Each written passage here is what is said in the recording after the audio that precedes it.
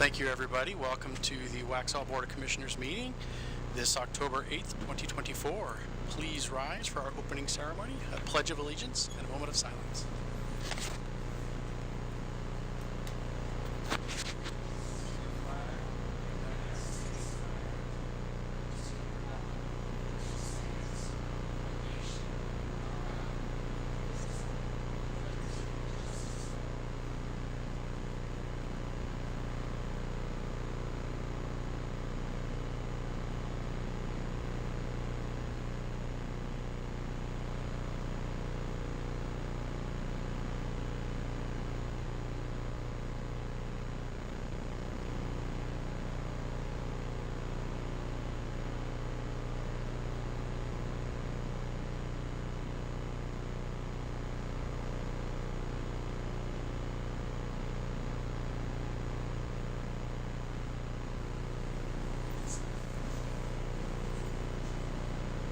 Thank you.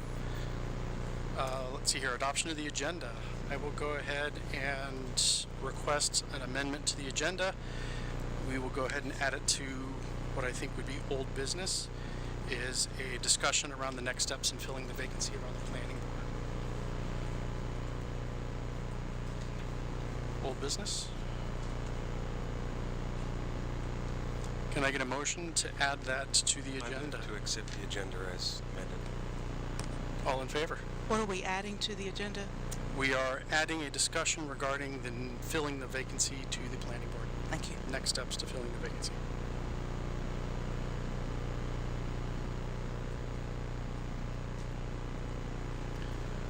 So the motion has been given. Can I get a motion to adopt the agenda as amended? That motion's been given. It's been seconded.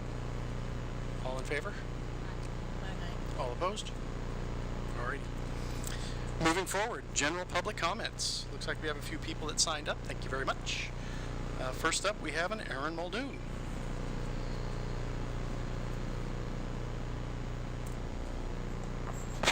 Good evening. My name's Erin Muldoon. I live in the Oaks on Providence. So you'll recall that my comments at the last meeting were surrounding the OAB recommendation process. And unfortunately, my assessment of what I thought might take place played out just as I had said. Not to mention that you removed the item from the agenda to allow some engagement from the residents back and forth with the board and tabled it until January sometime, where I'm sure it will go to die. So what is it? Is it your blatant unwillingness to hear what we really think? Or is it that you're afraid of what you'll hear? Perhaps off-the-cuff answers are not your forte. You are not elected to make decisions in a vacuum, and the fact that 3 people essentially are making decisions for an entire town, the majority who do not agree with you, is disgraceful, and it reeks of a power trip. It's time to check your egos and listen to what the people are saying. Usurping your own process because you don't agree with the recommendations of the very board you put in place has to be the epitome of a self-serving decision. Not to mention the disparaging comments that were permitted to be made about the chair of the planning board. I'm pretty sure if I made those same comments about any one of you, there'd be objections heard from the dais to prevent me from commenting any further. So Daniel asked questions with the benefit of the residents in mind, and you didn't like it, and suddenly he's no longer serving effectively. I'd say it has to be a joke, but yet here we are. So again, I will remind you that you do not work for developers, you work for the people of this town. We have spoken loud and clear, and while you keep putting yourselves above the rest of us, I can assure you that the 2-to-1 vote from last year will look like a close race come next November. The people are sick and tired of government telling them that they know what's best for them. So again, I would say take some self-inventory, uphold your oath, and remember just who you work for. Thank you. Thank you. Next up, we have an Eric Kelly.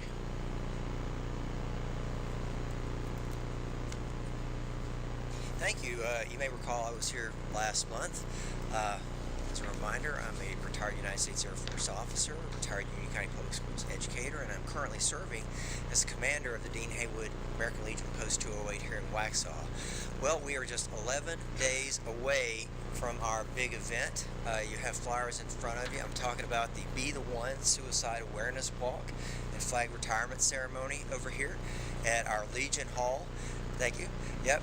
Be the One is an American Legion national campaign to raise awareness of the problem of veteran suicide, an average of 22 veterans a day, and to discuss ways to reduce that level of veteran suicide. It's a very, very serious problem, and we're doing our part here locally in Post 208 by having a walk around downtown Waxhaw. This event is open to the general public. We'll have a lot of our post members involved. We would like to see everyone in this room participate as well. We'll get started at 9 a.m. on the morning of Saturday, October 19th, and we'll go for about 2 hours. We'll talk a little bit about the Post, about the history of the American Legion, and most importantly about this campaign for Be the One.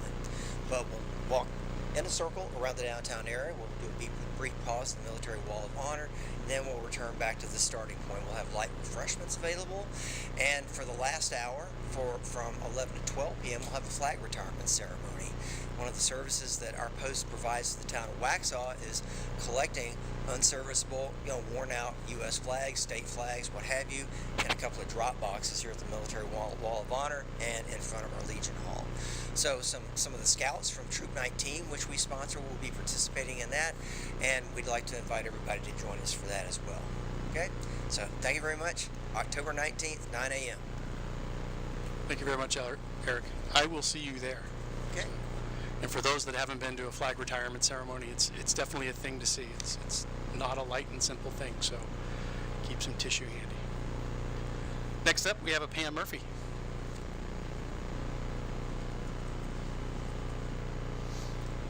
Hopefully this will be quick. I'm Pam Murphy from Waxhaw, and I kind of want to reiterate what Erin said. I was very disappointed 2 weeks ago at the meeting with the way our commissioners just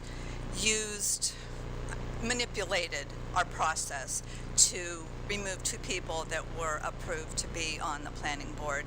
I have sat for 3 years and watched Daniel Ferris, as he asks questions and learns and helped the citizens as we try to stem the growth in our city, because it's just going crazy. It's like in 2021 they just disbanded the board, then they bring it back, and then they don't allow them to do their work, and it just does not reflect good on the commissioners. And as Erin said, it's we the people. It's what we are saying. We do not want all this growth. We don't want the developers to just come in willy-nilly and just clear the land and build their apartments. There is room for logical growth, and you need to be listening to the people that, like Daniel Ferris, and I hope you would put Christine Winward back on too. You just have to listen to us. We're we the people. We own this town. We pay your salaries. We pay the staff salaries, and I think we're getting pretty tired of the shenanigans. Thank you. Thank you. Next up, we have a Ted Tozer.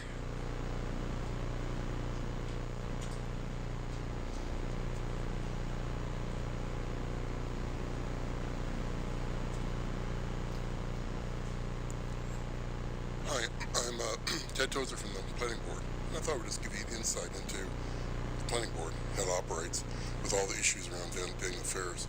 One thing I want to share, Daniel performs 2 functions.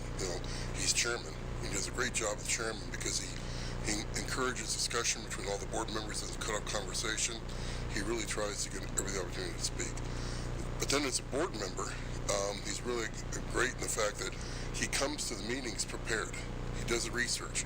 He's able to ask really important questions and bring up some points that sometimes people on the board really haven't asked. And again, I want to share with you, I'm not anti-growth at all. My point is, I'm trying to do what's best we can for the community, trying to balance our issue with infrastructure with growth. And to me, I think having somebody like Daniel is really great. He may disagree with his opinions or what his final outcome is, but his research and his commitment to the community, I think, is really important. And I think for me, as a board member, I like to have other board members that have the same kind of passion and are people that are dedicated to try to understand the issues so that we can have a good discussion. Because my point is, in the day, the board is only as good as the cross-section of people on the board that are willing to really invest the time and effort to know the issues. And so my feeling is, if the feeling is that the board is too anti-growth, then put some pro-growth people on that are just as dedicated, that are willing to spend the hours to understand the issues, understand the code, understand what's going on, and then be able to have a good discussion. So I want to encourage you to think about those terms, that it should be a term of not whether you're pro-growth or anti-growth, but the question is who's bringing the value to the board, so we can make some good decisions that are balanced, because there is no really black or white answer. I mean, Waxhaw's going to grow. Charlotte's growing. There's no doubt about it. But how do you grow smartly? And that's the more input we have, more insight we have, the better for the whole community. So I'd encourage you to kind of, again, think about those aspects of really who we put on the board. And I really encourage you to reconsider possibly putting Daniel back on the board, and with the idea that if there's somebody else you want to put on that is just as dedicated with maybe a different opinion, that's great. But I just want to tell you as a board member, again, I'm all for all different viewpoints being talked about so we can understand what the issues are. So again, thank you for your time. Thank you. Next up, we have Daniel Ferris.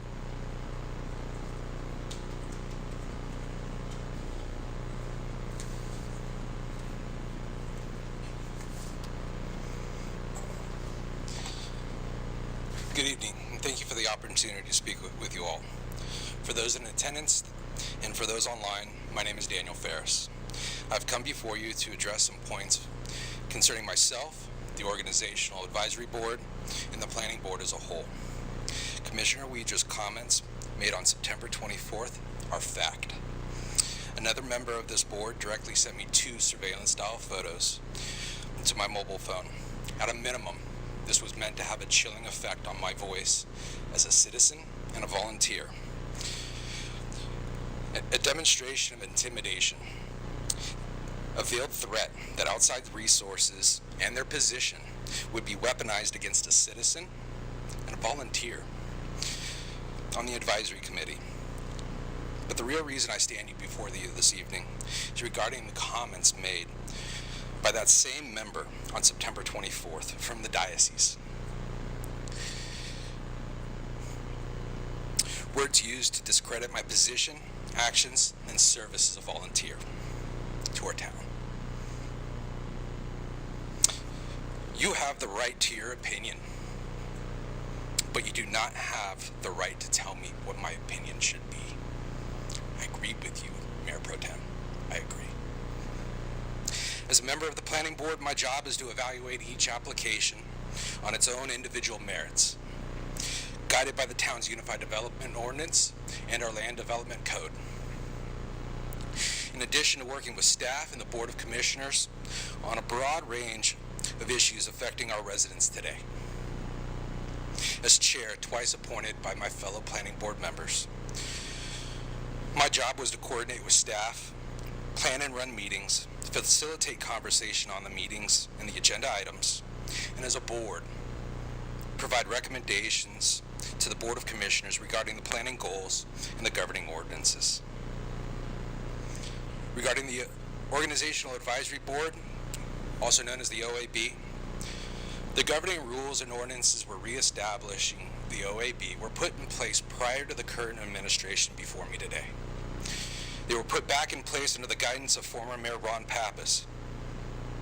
And you, Mayor Pro Tem McMillan, you held your position then as you do today.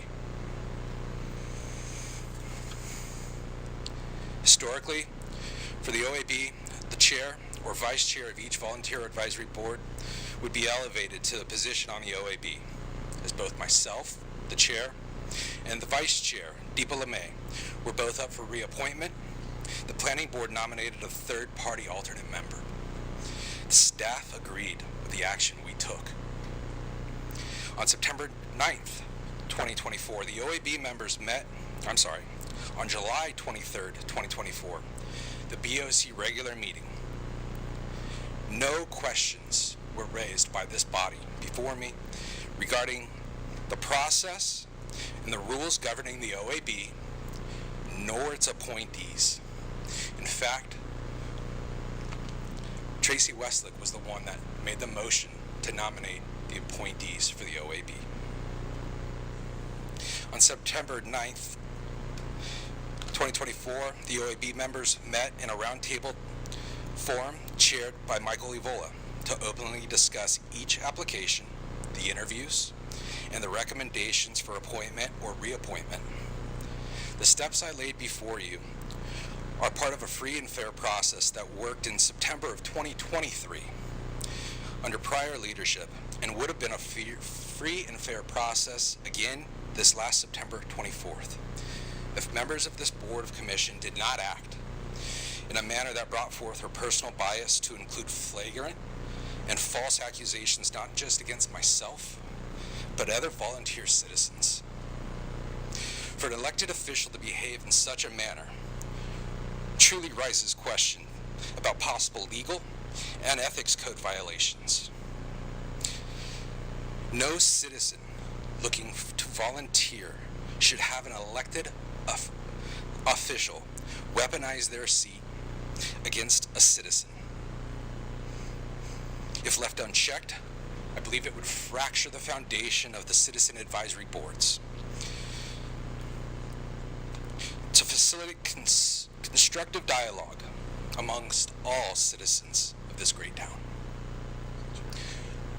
Therefore, I respectfully request that this board take action. Repair faith in the Board of Commissioners. So this body can govern in a manner consistent with the town's rules and regulations, including the policies and precedents set in 2023 when the board followed the OAB's recommendation for appointment. I ask that this board appoint the balance of the opening planning board seats as recommended by the OAB. Thank you for your time.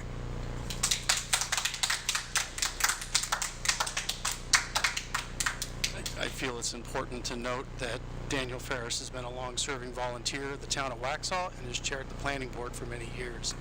As such, I feel he had the right to speak a little bit beyond his time. Thank you again, Daniel, for your volunteer work as well as your passion in the volunteer work you've been doing. Next up, Dennis Chabot.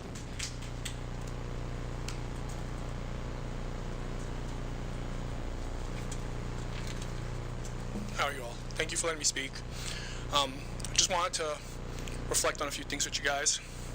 My wife was here last week speaking about the Pride event we had in downtown Waxhaw, and she didn't get an opportunity to just thank the town of Waxhaw, and especially the Waxhaw PD, for everything they did to really hammer home the fact that although Pride's rights should be respected, a peaceful protester's rights should be respected also. And our First Amendment rights to peacefully protest should not be infringed, which they were in Indian Trail.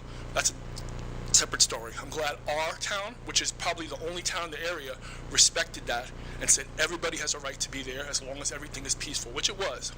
So again, my thanks to the town of Waxhaw for what they did. I love my town, respect everybody here, respect everybody's lifestyle. The only reason we protest is we feel like it should be age appropriate. That's the only issue we ever have. If these things were age appropriate, you wouldn't see us protesting, because that's what we're looking for. And to that sense, I just want to make one final statement.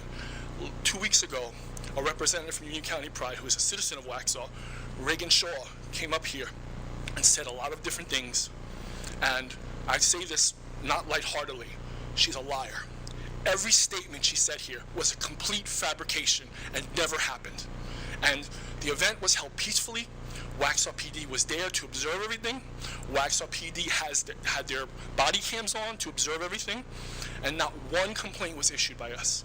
And even the statement was made that Union County Pride has held in the past 3 years 16 events. And in most of those events were there protesting because of the age appropriateness of it. And we have proof from the events in Monroe, the events in Indian Trail, that it's not family friendly or age appropriate. And what Reagan Shaw did last week was make a ton of accusations, none of which hold merit, none of which are truthful. And I challenge her, if she's watching this now, to present one piece of evidence of what she said that's fact. And I guarantee you there will be no response, because everything she said did not happen.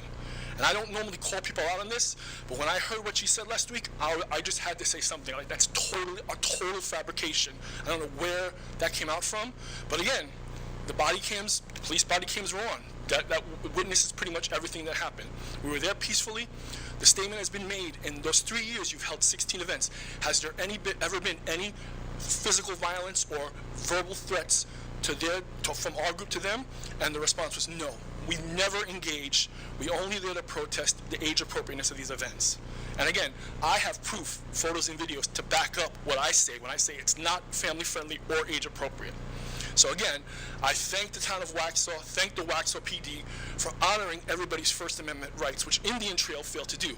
They excluded us from a public park, which infringed on our First Amendment rights. Waxhaw said everybody's entitled to their rights, and I greatly appreciate that. I love the town I live in. I love the fact that they obey constitutional law. Thank you very much for your time. Thank you. And that concludes tonight's public comments. We will move on to the next item, which is the consent agenda. Can I get a motion to approve the consent agenda? So moved. All in favor? The consent agenda is now approved. Next up, we have recognitions. Jeffrey Wells. Seems we have somebody with 10 years of service to honor. Come on up, gentlemen. So I'm just going to speak for a brief moment, then I'll let our Chief Building Inspector, Dan, speak as well. But I just want to say how much of an honor it is to recognize Mr. John Deere tonight for 10 years of service to the town of Waxhaw. And these building inspectors have been quite the popular people here lately. They have been out at our new campus every day, multiple times a day. And we actually received our temporary CO this afternoon, thanks to these gentlemen. So I'll tell you more about that in a little bit during the leadership report. But I just am in awe of what these gentlemen do on a daily basis. Really proud of the service that they provide the town. And I consider myself an early bird. And I'm usually in the office sometime in the 7 o'clock hour. When I get there, who knows how long these guys have already been there. I don't know. I don't even know what time you guys get in there, but they are the true early birds in the town, waking up the town. So just real excited to let Dan say a few words, and hopefully John too. So Dan. Thank you, Jeff. Tonight we're recognizing John Deere for his 10 years of service to the town. In the 10 years that I've been here, I haven't met anyone that works harder than John. During this 10 years, he's not missed one day or even 1 hour of work, even through COVID. While people were working remotely, John was in his truck working every day. It's been truly also, I wanted to mention, John has earned 3 level 3 inspection certifications, and will have his 4th level 3 certification in the next few months, and that's quite an achievement. It's an honor to work with you every day, and been an honor to be with you the last 10 years. So congratulations for your 10 years of service. I appreciate you.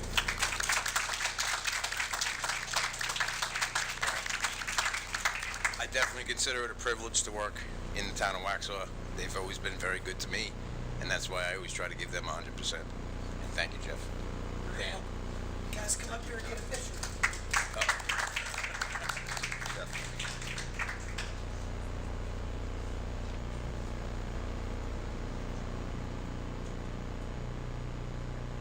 Thank you for all your hard work. It's good we got people keeping the contractors honest.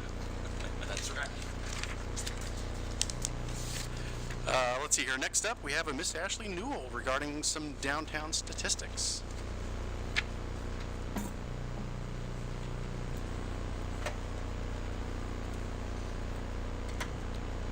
Matt, pull up our PowerPoint.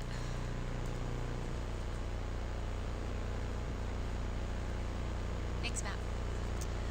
So today we are going to revisit our Waxhaw Main Street program and share a lot of our accomplishments over the last year, as well as some goals and projects that we're working towards over this next fiscal year. So first I want to introduce our team. So this is me and Alara. We are the Downtown Waxhaw Association team. I serve as the executive director for the organization, and then Alara is our downtown coordinator and does all of our graphics and makes everything look pretty.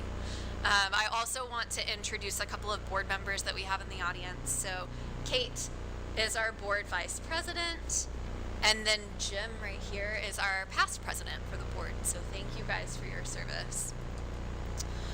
So just a reminder of Waxhaw's Main Street program structure. So we are what they call a quasi-public-private partnership. So what this means is we have a nonprofit organization that partners with the town to manage our Main Street program. So the town manager, I report to the town manager. The town manager is my supervisor, and then you guys as Board of Commissioners appoint our Downtown Waxhaw Association board, and then together we manage the 4-point approach. Our organization's vision and mission, we just recently updated these and refined them a little bit. So our vision is Downtown Waxhaw, with its small town charm, is the cultural and economic center of the community. It's the premier destination in Union County to experience genuine craftsmanship, create shared memories, and build economic opportunities. And then our mission of the DWA is to be the leading resource to preserve, promote, and bridge the past, present, and future of downtown Waxhaw. So I want to talk a little bit about what Main Street is. So this was actually started in the 1980s by the National Trust for Historic Preservation. In the 80s, that was when a lot of those malls were being built outside of your historic commercial corridors. And there was just a lot of disinvestment in those historic downtowns. So the National Trust for Historic Preservation created the National Main Street Center and created the 4-point approach to revitalize those commercial districts. It's worked in more than 2,000 communities across the country, and we like to say that it's historic preservation-based economic development. So here's a brief introduction to the 4-point approach, but we'll get to see that in action later in the presentation. So economic vitality is the recruitment and retention of businesses, and it's helping create a business-friendly environment. Design is the look and feel of our downtown, so creating a space where people want to be and really enhancing those physical and visual aspects of the district. Promotion is positioning downtown as the center of activity. It's where we plan a lot of our events and promotional activities with our business owners. And then organization is building that strong foundation and organizational capacity for the group, as well as really managing those volunteer and community engagement pieces. So each year we have to track our statistics and report those to the state Main Street program, and then they report those to the National Main Street group. So I wanted to present our stats for the last year. So we had 12 building rehabs last year, 2 facade renovations, 8 public improvement projects, 1.1 million in public investment, so that's money that the city invested in downtown, and another 2.1 million in private investment. So that's money that our downtown business owners and downtown property owners invested into their property. So just in the last year, that's 3.2 million in total investment invested in our downtown district. We also created 34 net new jobs, and that's in 8 new businesses that opened in downtown. We had 1 business that was able to expand over the last year, and then we're really proud to say that we have a 0% vacancy rate. That means we have no space available when people want to move downtown. We also had over 1,500 volunteer hours logged in the last year, and that's worth over $50,000 of volunteer time. So we have actually been a part of the Main Street program here in North Carolina since 2009. So we've had 15 years of statistics that we've been tracking. So I wanted to share that information with you guys. We currently have 123 businesses that are located in downtown, and that's nearly 800 employees. So that makes the downtown Waxhaw businesses the largest employer in all of Waxhaw. In the last 15 years, we've had 102 building rehabs, 20 facade improvements, 61 public improvement projects. We've had 124 million in total investment. My favorite stat to give with that, so for every dollar that the city is investing in our downtown district, our downtown businesses and property owners are then generating another $9.90 in their own private investment. So the ROI and investment in downtown, we're seeing just great results with that. We've had 352 total jobs created in the last 15 years and 67 new businesses that have opened. 25 businesses have been able to expand, And we've logged over 12,000 volunteer hours, which comes to a value of over $313,000. So we have seen such a huge impact in utilizing this program in the district. So I want to talk a little bit about the programs that we have worked on over the last year, some of our accomplishments, as well as what we're working on for this fiscal year. So over the last year, we really put a focus on building a strong foundation for the Downtown Waxhaw Association. We started a Friends of Downtown campaign, and we have really exciting plans to expand that this year. And this is our really core group of donors, those kind of friends that really support downtown, not just with their time, but also with their money. We worked hard on adopting financial and organizational policies. We received national accreditation for this year, and that national accreditation it truly is a long process, but is a really great way to put us among the top Main Street communities across the country. We actually had our on-site visit a couple weeks ago in September, and Mike Doherty, who works for the Department of Commerce and helps run the state Main Street program, met with Dan Garrett, our board president, town manager Jeff Wells, the mayor, as well as our staff, and he was just really impressed with downtown Waxhaw and where we've been able to move this program.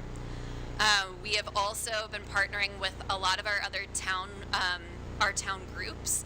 So we work with Parks and Rec on a new water tank gathering space. So those Adirondacks out there was a project that we were able to partner with Parks and Rec on.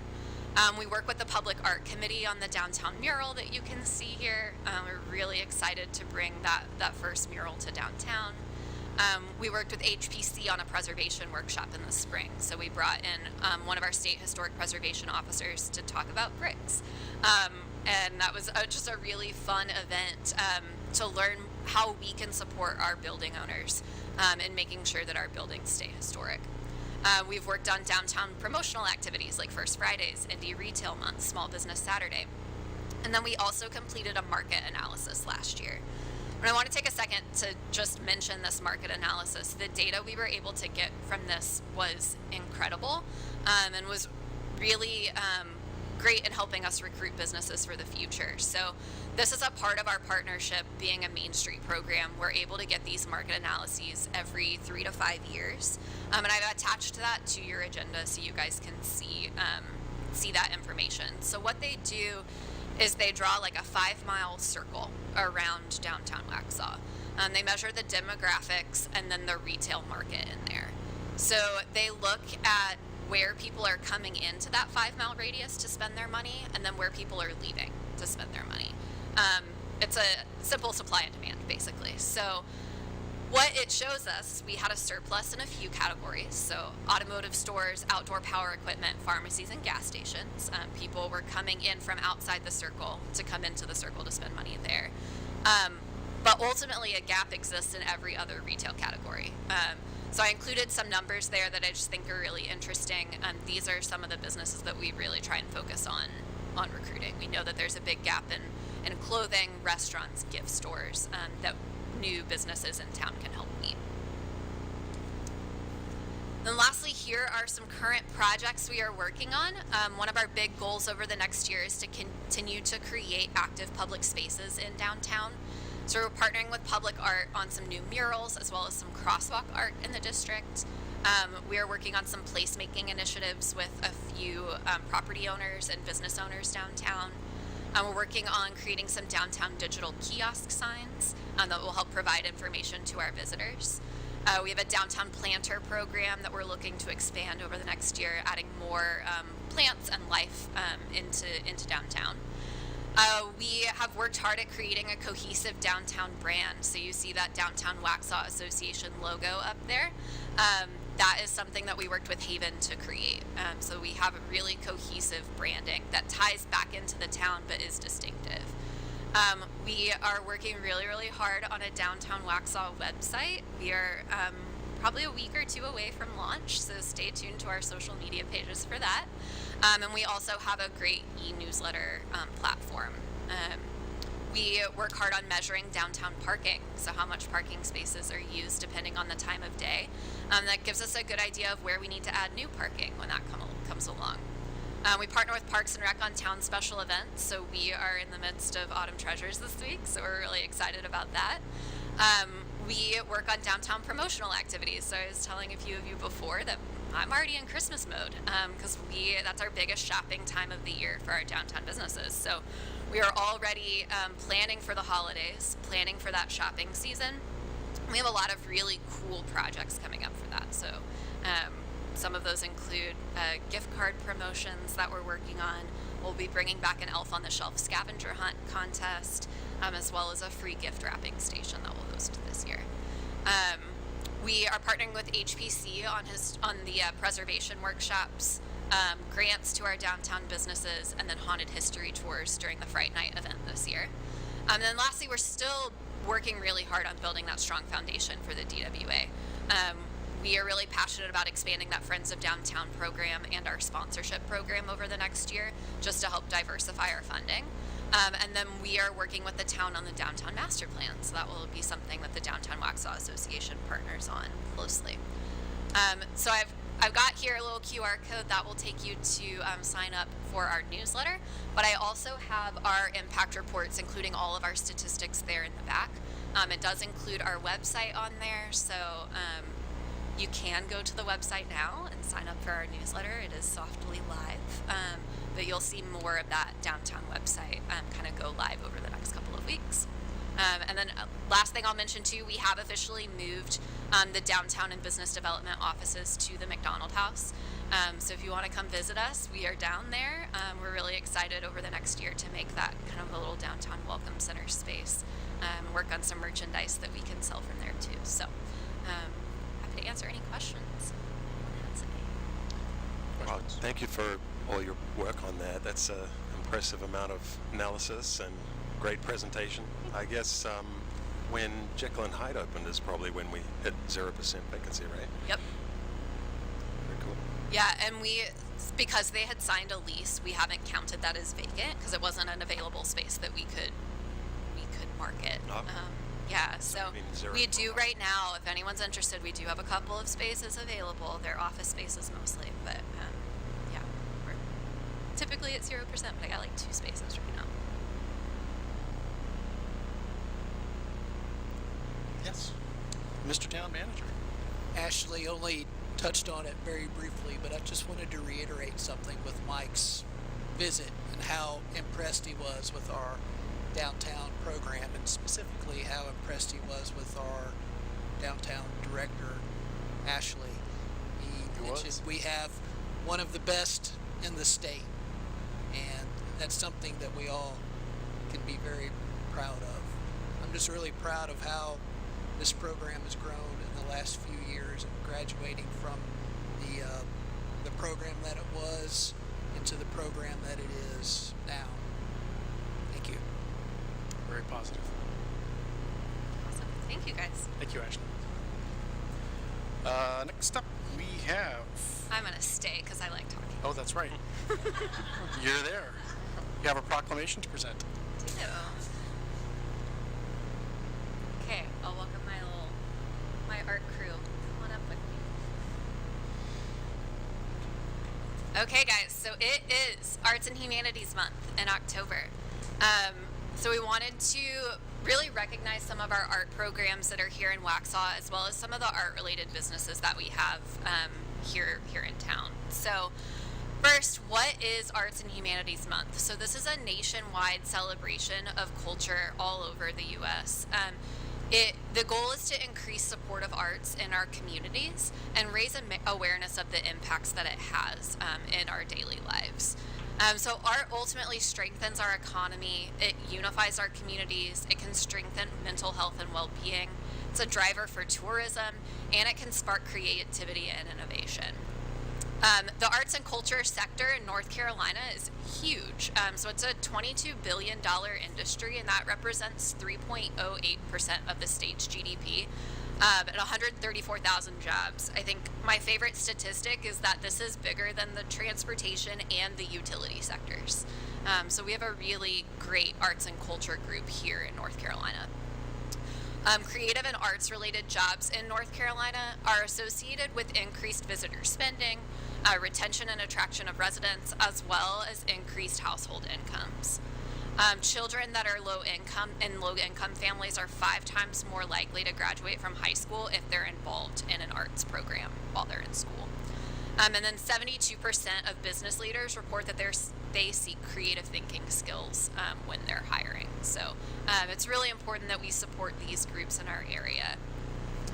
We have a lot of great art here in Waxhaw, and our public art committee and our Parks and Rec team has a lot of credit, gets a lot of credit for that. So we have a ton of arts and culture businesses, so Art Box Ceramics, AR Workshops, Bean and Bell Art Studio, 8 Legs Gallery, Indigo Pearl, Mule Barn Mercantile, Stewart's Village Gallery, Tangle's Knitting on Main, the Bead Merchant, and then that window gallery that's right next to Maxwell's. And I am certain that I forgot someone, because we just have such a great art focus within our community here, and so many great artists that call Waxhaw home. And that's not to mention the other artists that are supported throughout our other businesses, whether it be creating art or murals, or just products within different businesses. We also have some really great public art in town. So we have our new mural that is downtown on the side of Great Wagon Road. We have that sculpture walk that is along the north side of the train tracks in downtown Waxhaw. And then we have our downtown park, has some really great pieces too. And then now that we have a CEO for Town Hall, there's another great piece in Town Hall too. So lots of public art to appreciate in the area. Now, as I mentioned, I wanted to make sure that we were recognizing our other nonprofit groups that service Waxhaw with this proclamation. So I have some friends with me, and I want to give them a chance to talk about the work that they're doing here in Waxhaw and what projects they have coming up. So first, I'll introduce Melanie, the Executive Director for the Union County Arts Council. Thank you so much. I appreciate the opportunity to speak with you all today. Just some information about the Union County Community Arts Council. We are tasked with cultivating and celebrating the arts to enhance the quality of life for all people in our community. We were founded in 1980, so we have been around for a good while. One of the most important things that I take very seriously with the Union County Arts Council is we serve as the designated county partner for the North Carolina General Assembly's Grassroots Arts Program. And so we are the organization since our inception that has been charged with managing state funds for the arts as well as any federal funds, which we did have during COVID.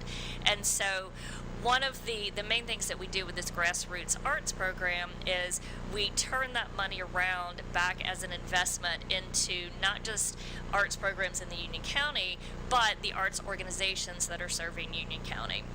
So the core services that we provide at the Arts Council, which is a nonprofit, by the way, did want to state that we are an independent 501c3, even though we do receive from those state funds. It is a small portion of our budget.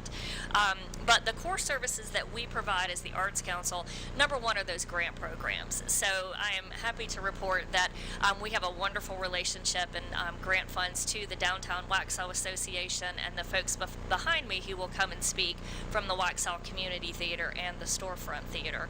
So we provide grants to arts organizations as well as to other nonprofits that would like to provide arts programs to their constituents, such as Council on Aging. We are very pleased to fund a grant program. They have an artist who comes in and does art therapy for folks with dementia in their day program. So we love being able to do that. We also have grants that go directly to public and charter school arts teachers. So they can apply for a grant each year of up to $1,000 to do a program within their school or their classroom that is not typically funded by their regular school funds. Dovetailing into that, another large portion of what we do is arts and education. We partner with our school system and also our charter schools, and we bring arts opportunities directly to children in their school, whether that's a professional theater production that goes into every elementary school in the county. We have a professional Shakespeare group that is going into the to the middle schools this year, because that's when our kids first start reading Shakespeare. So it's important to not just arts education is arts instruction, but it's also arts exposure. And that's such a great thing about Union County is not only do we have so many amazing arts organizations and artists, we have folks here that have a reach nationwide. And so we're able to get some really, really great folks to come into our students. And just lastly, as I wrap up, and we also provide community programs that are free and open to the public, whether that's community concerts, art exhibits that we rotate every 6 weeks, other educational opportunities. Arts are for everyone, no matter who you are, what you can do. You do not have to be an artist. I'm a musician. I am blown away by the visual arts, but what is important is that we provide in this community an opportunity for everyone to enjoy and find their place. And it's economics, it's economics as well. So thank you so much. It's definitely a pleasure. And you all just, I do want to say this town leads the way in the county as far as having public art policies, having a public art commission, and it is a joy to personally live here as well and see this commitment to the arts. So thank you. Okay, I will introduce Miss Judy from the Storefront Theater. Hi, thank you all for giving me the chance to speak to you. The Storefront Theater is a reader's theater. We present plays in a unique format and a unique way that includes the audience. As the Storefront Theater, we tell stories that involve the faces and the voices of actors, but your imagination gets to do the rest of the work. There's no set, no costume, no props, none of that. It's just you who are in the audience to see all that in your mind as the play proceeds. We had someone attend a show last year, and she'd never been there before, and she said, I walked into the theater, and there, the music stands, and there's no set or lights, or I'm thinking, what in the world is this? And she fell in love. She just fell in love with it. And I, of course, would welcome any of you to come and fall in love with it as well. We just began our 17th season.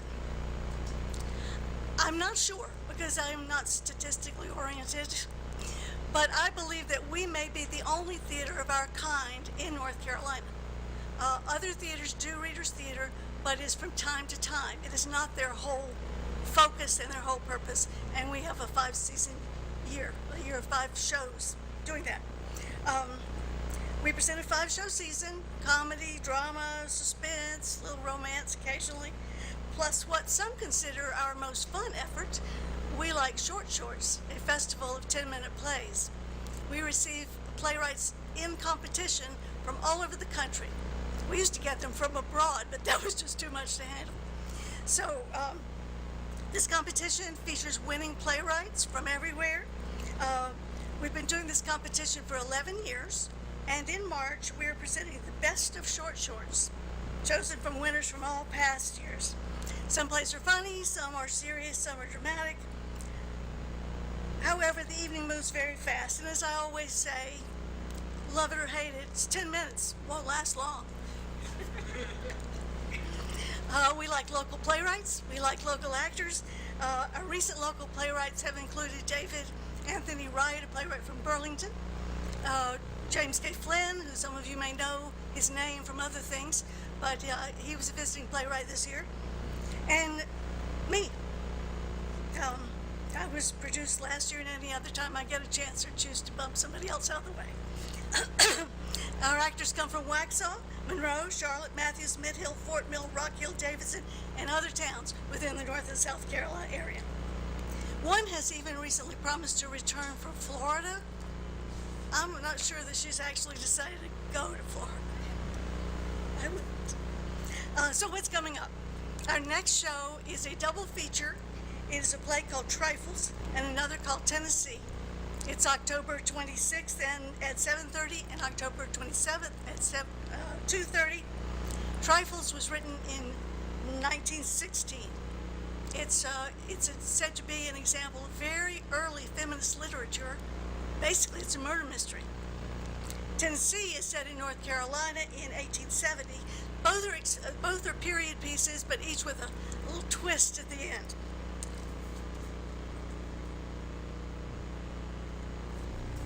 We have been busy so far. So what is next? We have presented 62 plays in our regular season, plus 23 special performances for charities, fundraisers, senior citizens, and during the pandemic on Zoom. So what is next? We continue our current season as we plan for the next, our 18th, after that our 19th, our 20th, and so on, and so on. If you would like to see some of our work, you can go on YouTube to TST Waxhaw, where we performed on Zoom. And you are just more than welcome to come to the Museum of the Waxhaws and actually see a show. We would love to have you. Thanks again. If you guys haven't had a chance to see one of the readers' theaters that they do at Storefront, it's so fun to just imagine all of that in your head as they're performing. So next I want to introduce the board of the Waxhaw Community Theater. So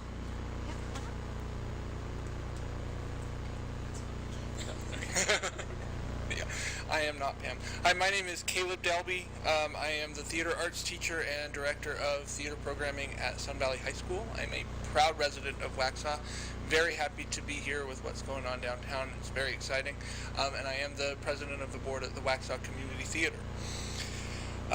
We are a 501c3 nonprofit organization. We're in our third year now, and we are starting work on our 7th production. So a little bit less of an impressive record than Miss Judy, but we're getting there.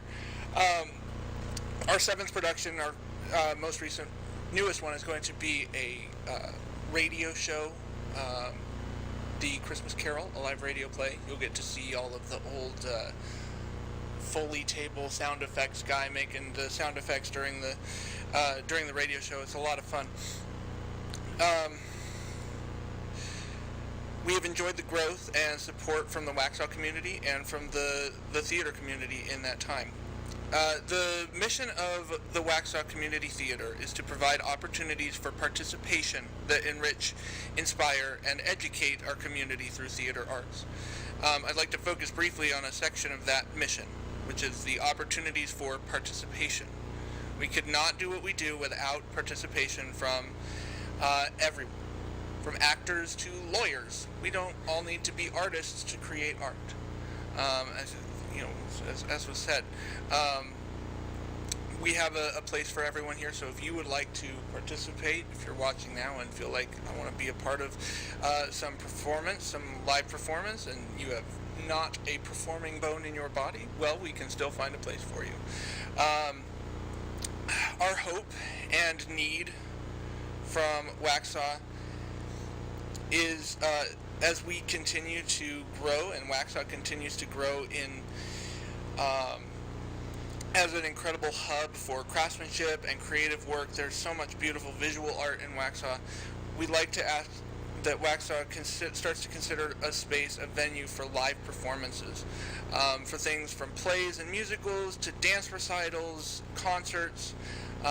We're hoping for a theater, okay? A space where a stage, theatrical lighting, classrooms for improv and rehearsals, a shop for scenic work, and storage for props and costumes. We know that this goal is ambitious. I know that a theater is something that downtown Waxhaw has been talking about. I think that a theater would fit beautifully in downtown Waxhaw. We know that this is years away, but we ask that as Waxhaw grows and builds and plans for a theater are discussed, that you stay in contact with us and with Storefront Theater and with Arts Council to help be involved in the design and creation of a space for performing arts. Allow us to be a resource to you, to Waxhaw for planning and designing that space. We would be happy to consult on anything like that. We'd be happy to talk about, helping run the space as well. You can find us at waxhawcommunitytheater.com. We are on Facebook and Instagram at Waxhaw Community Theater. We're also on TikTok at Waxhaw Community Theater. We have not posted a video yet. And our email is waxhawcommunitytheater@gmail.com. This is my Vice President, Pam. I would like to add on to what Caleb says. This is all his fault. Yeah. When he started this 3 years ago, he put it out on Facebook saying, hey, is anybody interested in a theater? The response was overwhelming. And as we grow and the longer we've been in, talking to other communities, there is definitely a need for a facility. We choose Waxhaw just because we like it here and we're close. But something to think about is to have some kind of facility here. It's very frustrating trying to find somewhere to perform. We love the Museum of the Waxhaws. It's small. It doesn't allow for a large set. A lot of the schools are way out of our price range. So it's been a struggle to find some place that we can perform. Pam's done excellent work with the other theater boards in the area, and it's not just here that's looking for this space. It would drum up business from all. It would draw in people from Lancaster would be coming, people from Indian Land, people from Monroe, Fort Mill, Rock Hill, Matthews, everybody. Mineral Springs. And to that, auditions are this weekend, Sunday and Monday for a Christmas You guys aren't Carol. busy, are you? Yeah.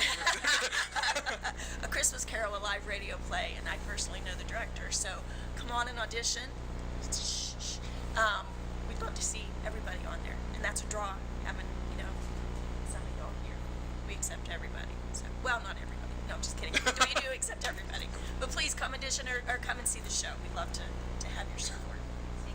Thank you. Thank you for your time. Auditions are at the Atrium Community Room.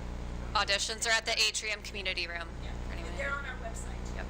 And I will say, I think the Waxhaw Community Theater is such a great example of what happens when residents have an idea and put that idea out there and see who else is passionate about it. I mean, to hear that Caleb started this on Facebook, I don't know who all remembers that post, but I remember when that was posted 3 years ago, and you actually exist and are doing shows. So that's an incredible testament to what can happen when people put their heads together and make something cool happen. And then lastly, I do want to mention Raw Theater. We have quite the burgeoning theater scene here in Waxhaw. So Raw Theater is put on by Nicole DiPietro. She is an educator in Union County schools. It is a performing arts school that allows teens that are in that middle school to high school range to be in theater productions. They have had a crazy weekend, so I encourage you to follow them online. They actually just finished over the weekend performing Heathers the musical at the Blumenthal, in Charlotte. So that's just a huge experience for teens to get to have that at that age, to realize that arts is a career. That is something that you could go into and to make money at. And so their next show is going to be Aladdin Jr. I think they're going through their auditions now, and then you can go to Raw Theater for more info on what they have going on. So I do have on your agenda the motion for the proclamation, and then after that I'd love to get a picture with the crew. Okay. Very well then. Could I get a motion to adopt Proclamation 2024-014? Motion to adopt Proclamation PR 02024014 in support of National Arts and Humanities Month. All in favor? Aye. And the ayes have it. Thank you.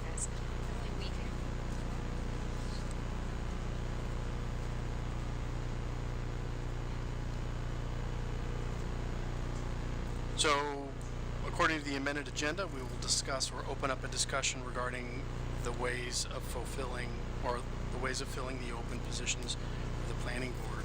Mr. Mayor? Did anyone want to kick off that discussion, or shall we move to a vote? I would like to say a few words. please. So I just wanted to say a few things about my experience with Daniel Farris. You know, I have to admit that the first time I met him, it wasn't exactly easy breezy. That was only because he was doing what he does so well, which is asking hard questions. It was about a year ago during the campaign season when a skeptical Daniel Farris questioned then mayoral candidate Robert Murray. He always kept it respectful though, and we did our best to answer, but ultimately he was unconvinced and sided with our opponents. But that's fine. We're not grudge holders. You know, I wouldn't deny him to be on any board because of any of that. Certainly not. And, you know, over the last year I've gotten to know him better and understand that when he questioned us, it was because he really cares deeply about this town. Does that mean we agree on everything? No. And that's okay. We can respectfully disagree and yet still advance the interests of the people of this town. Ultimately, Daniel's his own man. He's a critical thinker.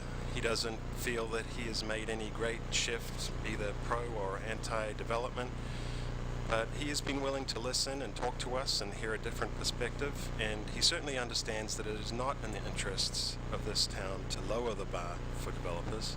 We have a land development code for a reason.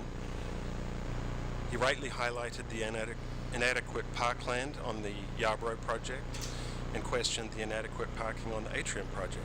That's his job. He was doing his job. For 3 years, this father of a young family has selflessly donated many hours of his time for the betterment of his community. Yet in our last meeting, his sacrifices went unappreciated and he was attacked and rejected. The actions of the last meeting weren't just an attack on Daniel, they were an attack on all our volunteers. How can we expect to attract and encourage quality volunteers if they see that they can be attacked and insulted as Daniel was? How will they apply to volunteer positions if their applications are to be arbitrarily dumped, as Christine Winward's was? A great wrong was done in our last meeting, and I hope there is a majority on this board who are willing to put it right. And so with that, I move that we accept the OAB's original recommendations, reinstating Daniel Farris and accepting Christine Winward's application. Is that an official motion? There's a motion on the floor. Do I have a I second? have a question.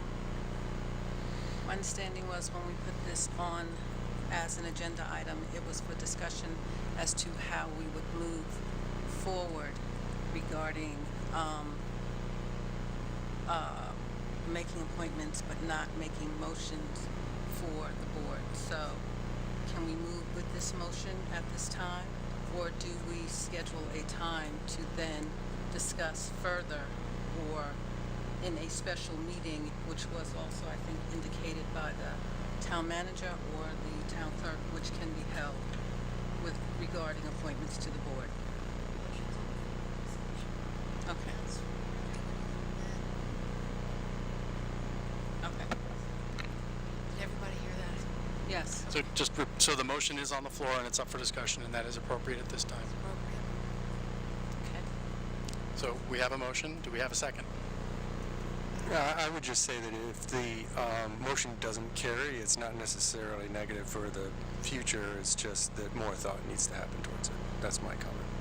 Correct, and the intent is to just expedite things. So if we can get through this tonight without having to go through another meeting, that would be great. I think it's important to try to put this behind us, and the OAB was put into effect. We agreed. I initially, when the OAB came before me in the agenda, I was wondering if that's commonplace, if that's something that we do, or is it the board that would interview the volunteers? And so I was going to question that, but then I said, well, if this is how they've done it in the past, I'm not going to question it, so I went with it. And so here we are now questioning the process that was put in place in 2023, and I did go back and look at the meetings, and there was a robust discussion on how it would be put in place and who would be the those that would interview those volunteers, and Commissioner Westlake, you actually were the one that did want the chairs and vice chairs to be in charge of that, because you felt that they would be taking on that responsibility as chairs, and that they could best interview people for their respective positions. So I believe that, we had a lot of people put in resumes, which I have heard in the past was not the case. We had a lot of volunteers this round, and I think to diminish that process and the time that they put in to get their resumes together, to clear their schedules to interview, and then also for the OAB board to do that and then disregard, I think we're diminishing the entire process, and we're belittling their expertise and the trust that we put in them originally. And so if we want to change that process moving forward, we can talk about that, but we're in the middle of this now, and I think we should move forward with the original OAB recommendations. Yeah, I mean, I'm all ears if you guys have ideas about improving the process, but I just think at the very end like this, to suddenly upend it, it's not the right time. I think we need to do the right thing by Daniel Ferris. So we still have a motion, and I'm still waiting for a second. Motion has been seconded. All in favor of the reappointment of Daniel Ferris on the Planning Board Board of Adjustments for a 3-year term beginning October 1, 2024, ending September 30, 2027? That was not the motion. Sorry? That was not the motion. Yeah, my motion is to accept the original recommendations of the OAB and reinstate, which would reinstate Daniel Ferris, and accept the application of Christine Woodward. Second. All in favor? All opposed? Okay. 2-3. So how does the opposition propose we move forward? Is a special meeting to be scheduled at this point? And is that something we should ask the town clerk to help us schedule? Or what's the plan? What's the May I just say something? Please. Okay. The OAB is an advisory board, just like any other board, and the Board of Commissioners may or may not take their recommendations, not their approval, but their recommendations. The purpose of the OAB is to interview, vet, and recommend candidates to serve on various boards and committees, as we know. But if a member of the Board of Commissioners votes no for any recommendation, how does that undermine the process if it is within their right to do so as a Board of Commissioner member? There was no mention of any other names, no appointments of anyone else. There was no other statement made to the contrary regarding anyone, defaming anyone, talking about anyone. But I'm going to make a request that the chair of this meeting does maintain order within the meeting itself. Thank you. Do please hold comment till the end of the meeting. My microphone is close. Okay, so there was nothing like that that was done. As indicated by the town manager and also by the town clerk, that we as a board may hold a special meeting regarding the OAB and the process and the appointments of the planning board now moving forward, and I would make that recommendation or motion that we do so. Well, there's no question that we have the choice of whether or not to accept these recommendations, but just because we can deny them doesn't mean we should. And I think that if we're going to, we should at least say something substantive about it. Give respect to the people who have put their time in. So at this point, it sounds like the board is asking for the town clerk to schedule a special meeting to discuss this further and come to an agreement on who to appoint. Is that your motion? It is. So we have a motion to schedule a meeting. Can I get a second? Do we need a second? Your policy doesn't require It doesn't. Certainly. All in favor? Aye. All opposed? And the ayes would have it. So we will go ahead and get that meeting scheduled and continue those discussions. Next up, we have leadership reports. Town Manager Jeffrey Wells, go ahead and kick us off. All right, thank you, Mayor.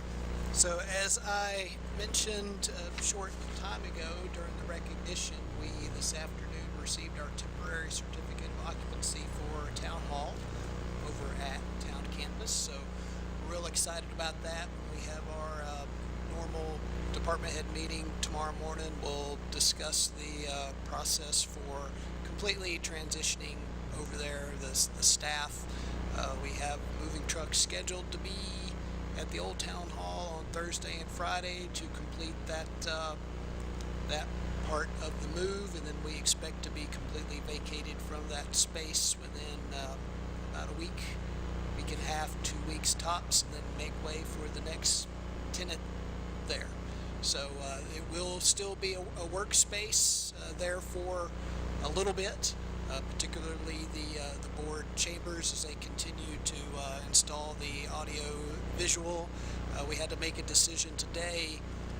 We decided to not try to have the first meeting there October 22nd, just because we had to send to the paper tomorrow the ad at the location. So we're going to hold our first meeting there, the first meeting in November, which I believe is November 12th.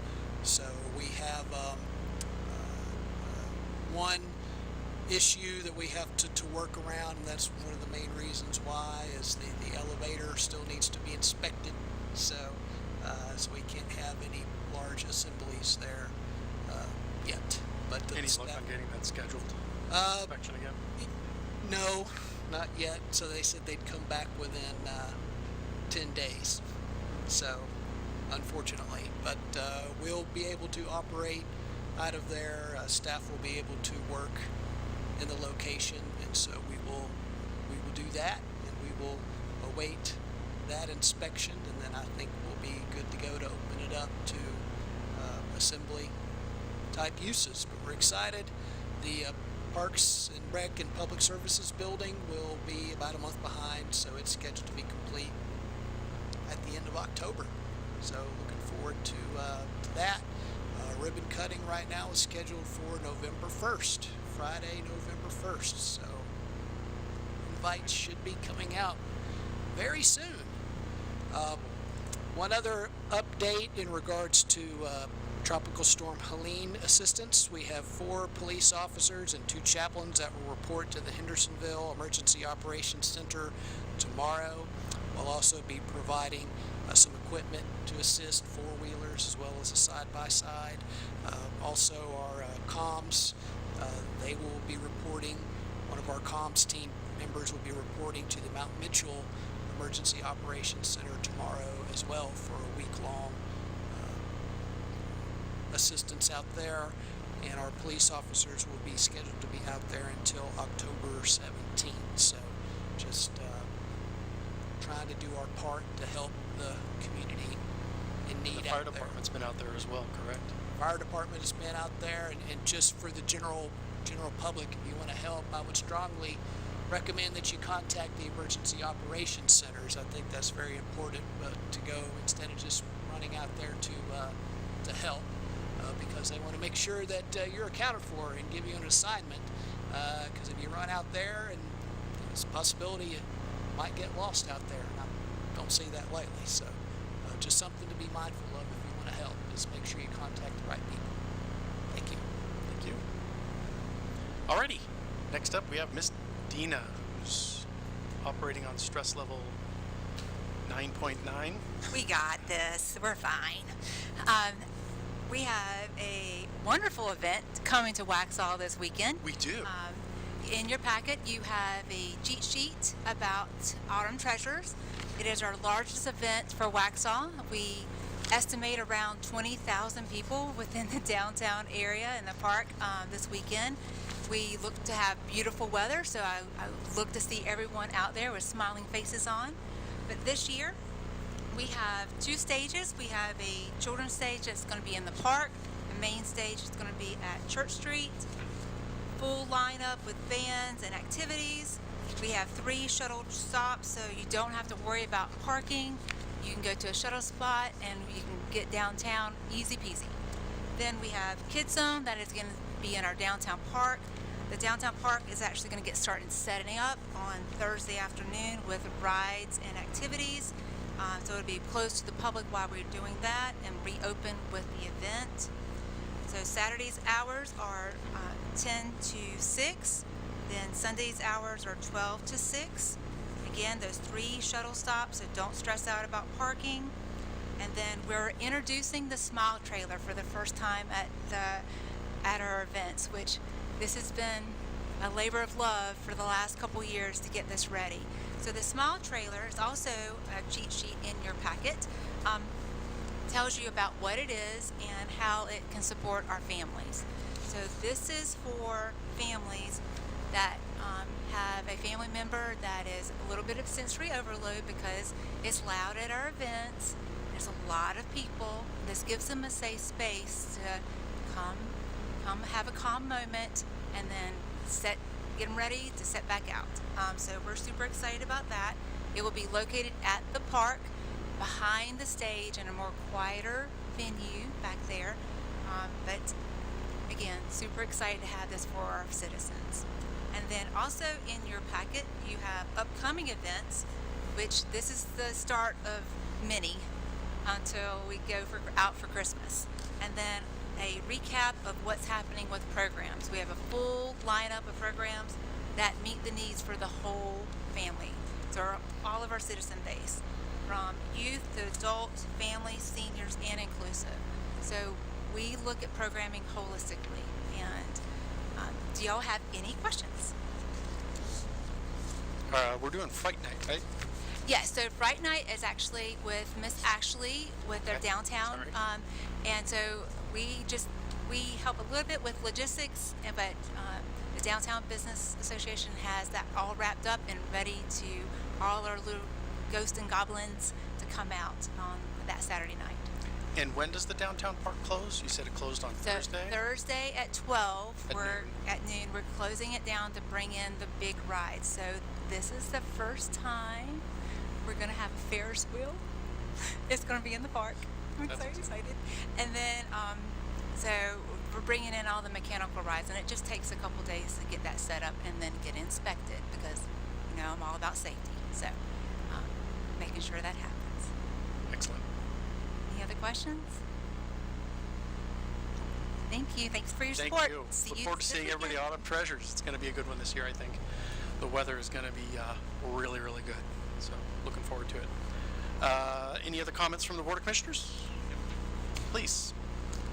I know that all our hearts go out to everyone who's lost so much out west with Hurricane Helene, but I just also wanted to wish a speedy recovery to our own Sergeant Watkins, who was gravely injured in the line of duty, and wish him a speedy recovery. Thank you. Alrighty. So at this point, I have something. sorry. Please, Mayor Pro Tem, go for it. All right. Something people used to be able to do was to be able to disagree without being disagreeable. And as I stated last time, you have a right to your opinion, but you do not have a right to tell me what my opinion should be. There are those people who think their opinion is above the law. Then there are those who do not know how town government runs, who are trying to convince people that they do. One of the first rules of politics is to accuse your opponents of doing what you are doing when they are not, to deflect and take the attention off of you, calling for investigations, using terms like liars, thieves, and surveillance.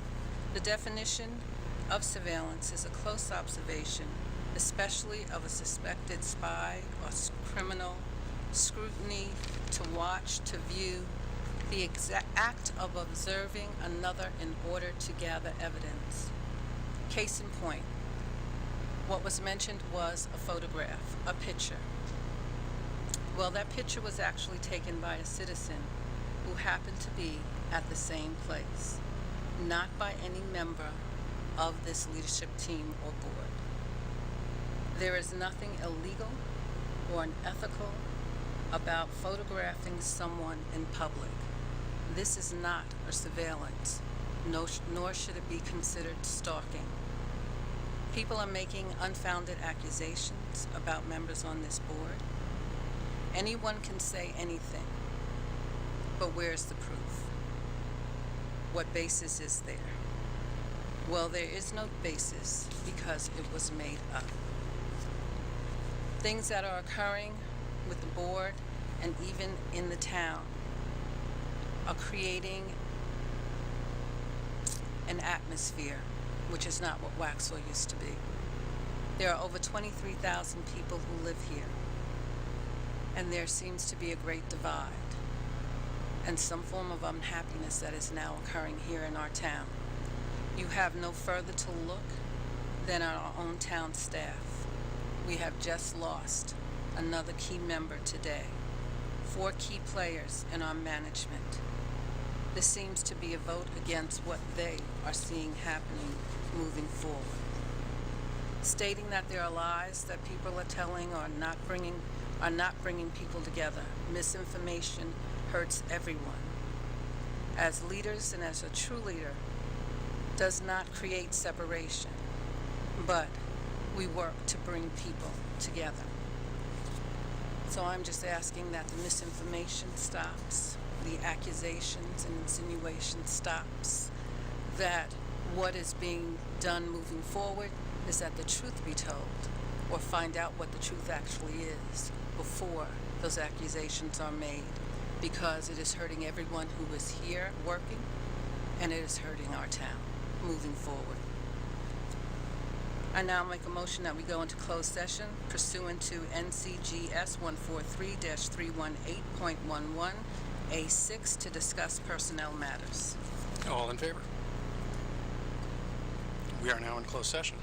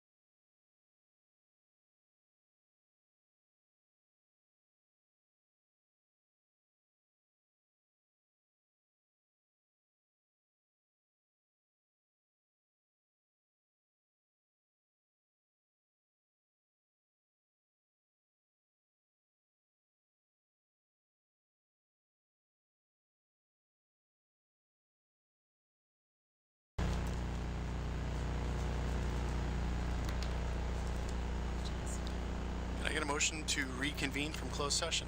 Motion to open closed session. I mean, All in favor? motion to reconvene from closed session. All in favor? Aye. And a motion to adjourn? Motion to adjourn. Aye. We are now adjourned.